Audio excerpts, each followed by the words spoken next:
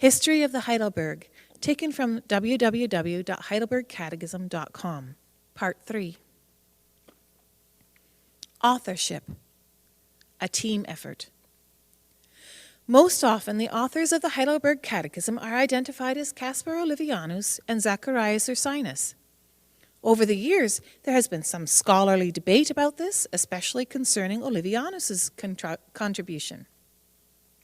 Some say that Olevianus, as the pastor, is the one responsible for the direct, warm, and personal tone of the Catechism. Others say that Olevianus was less involved.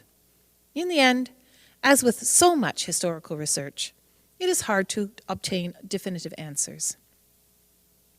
From Elector Frederick III's preface, though, it is clear that the authorship of the Catechism was a team effort.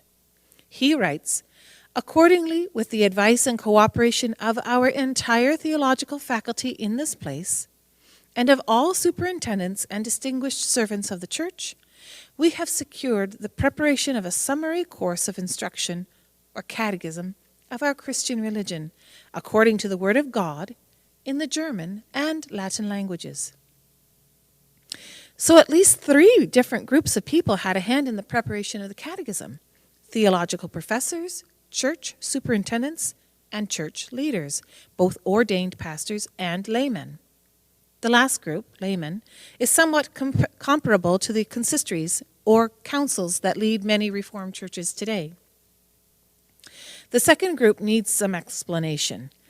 Since the Reformation of the 16th century was an ongoing process, some customs and structures from the Roman Catholic way of life still lingered for a time, also in Protestant churches. For example, in the Roman Catholic Church, a bishop is a higher-ranking clergyman who has responsibility over a number of priests spread out over a larger area. Likewise, church superintendents supervise the teaching and conduct of a number of pastors in a certain area. Over time, the position of church superintendent faded from Reformed church life, but it did not happen overnight. It's impossible from our present vantage point to know how much each person was involved in the overall project.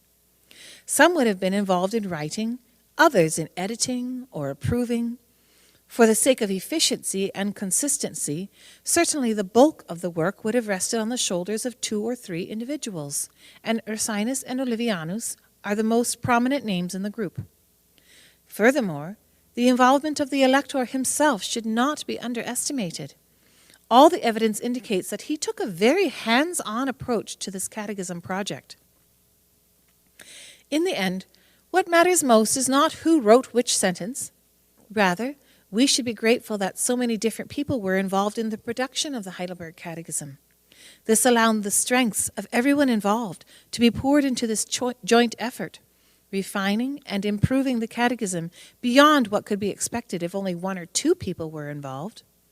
The clarity, brevity, and warmth of the finished project demonstrates that together they got the job well done.